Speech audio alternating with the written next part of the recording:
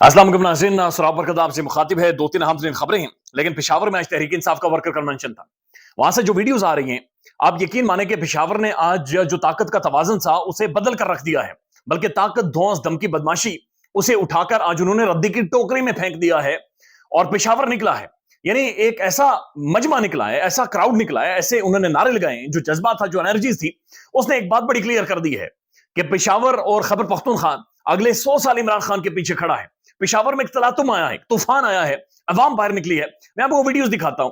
ये एक वीडियो सिर्फ आपको दिखाऊंगा, आप मैं सिर्फ एक वीडियो को देखकर अंदाजा लगाइए कि जज्बे का, जुनून का, और जिस आवाज के साथ, जिस जज्बे के साथ लोग इमरान खान के हवाले से नारे लगा रहे हैं। वो कहते हैं हम पख्तून हैं, इमरान हमारा खून है। ये सिर्फ नारे सुने आप।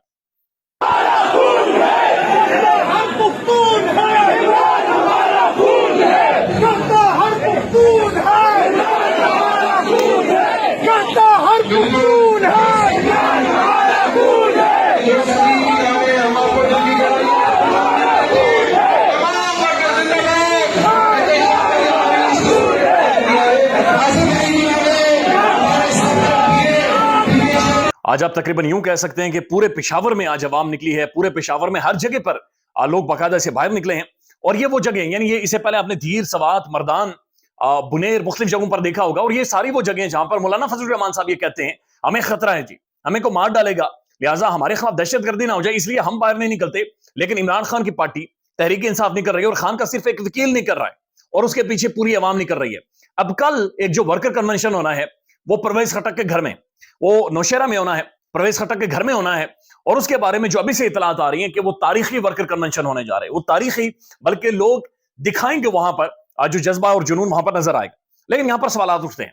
सवाल ये हैं कि अगर मुल्क में इंतखाबात नहीं होते, अगर इन लोगों से इनकी पार्टी छीन ली जाती है, अगर इन लोगों से बल्ले का निशान छीन लिया गया, इनसे खान को छीन लिया गया, फिर ये लोग, इन्हें कैसे समझाया जाएगा, इन्हें कैसे चीजों को बयान किया जाएगा, आप इन्हें एक्सप्लेन कैसे करेंगे, आप कैसे इन्हें डेमोक्रेसी के बारे में बताएंगे, आप इन लोगों को कायल कैसे करेंगे, आप इस एनर्जी को नीचे कैसे लेकर आएंगे, आप इस हाइप को कैसे नीचे लेकर आएंगे।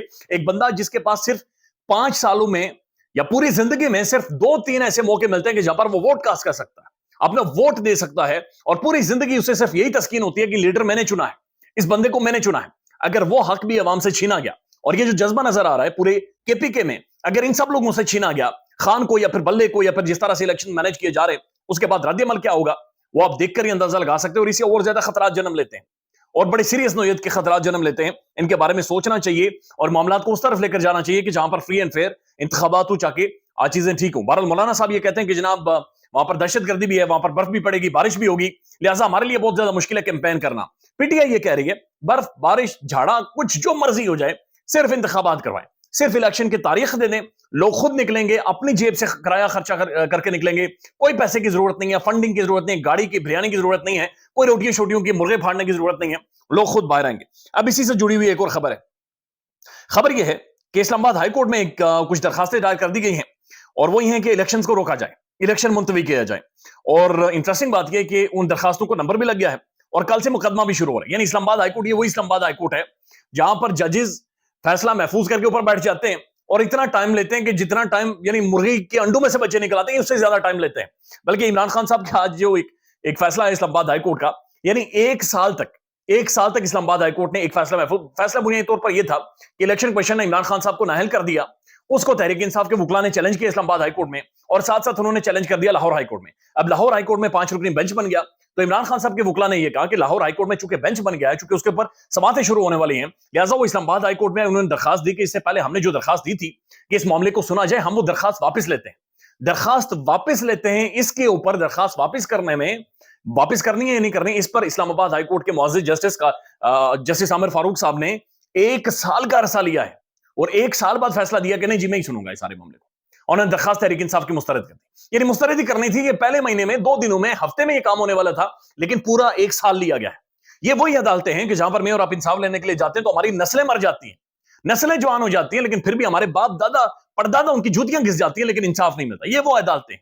इन्हीं अदालतों के बारे में जस्टिस काजी फाइसा साहब जो पाकिस्तान के चीफ जस्टिस हैं, उनके बारे में सुप्रीम कोर्ट के बहुत सारे रिपोर्टर्स ये कह रहे हैं कि हमें ऐसा महसूस हो रहा है कि काजी फाइसा साहब की भी कोई ऑडियोज है, जिसकी वजह से काजी फाइसा साहब भी जनाब ऐसे फैसले दे रहे हैं कि जिनका आवाम से कोई ताल्लुक नहीं है।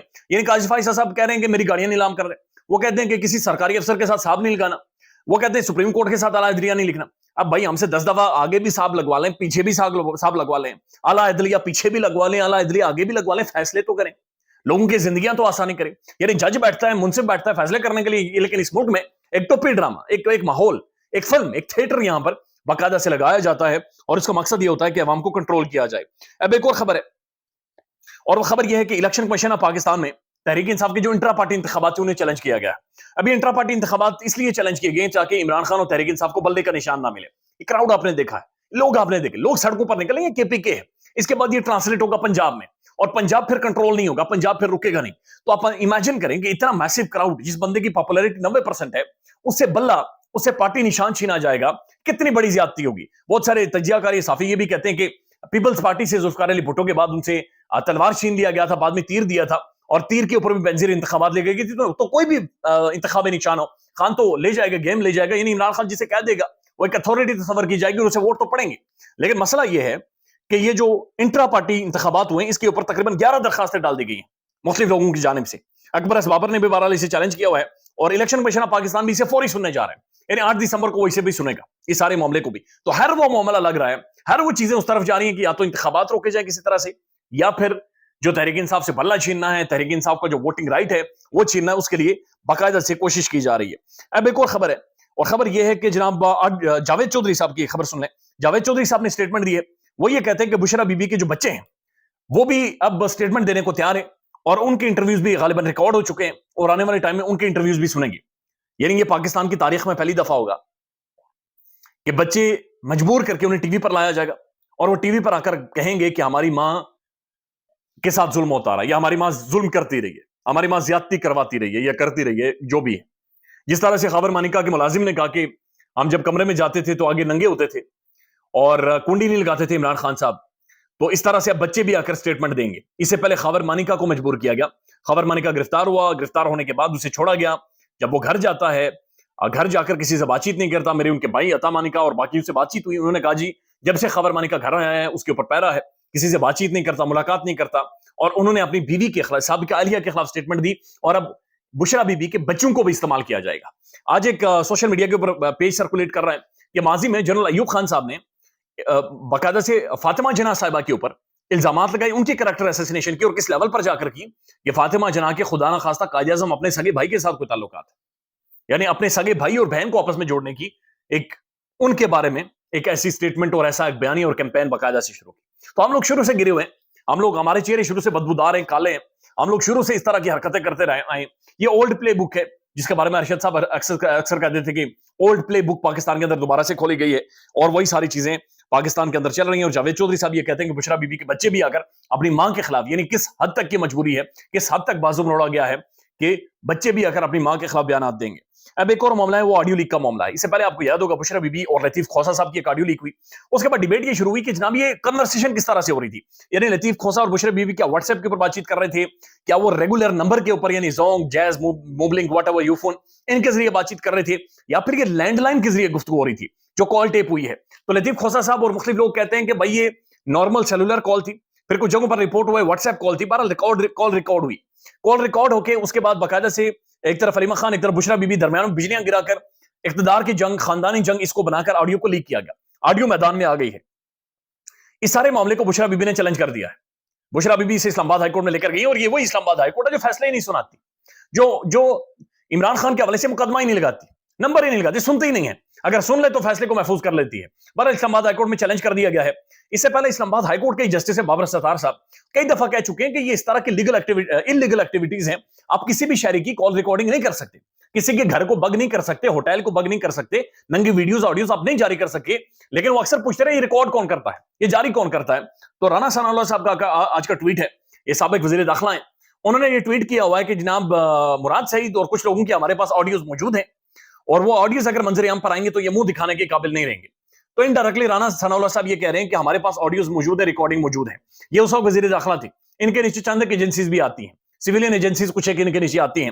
تو لہٰذا اسلام آباد ہائی کورٹ کے بابر ستار صاحب کو اگر نہیں پتا چل رہا کہ کون ریکارڈنگ کرتا ہے, رانا صاحب کو بلا لیں, پوچھ لیں کہ آڈیو کون ریکارڈ کرتا ہے.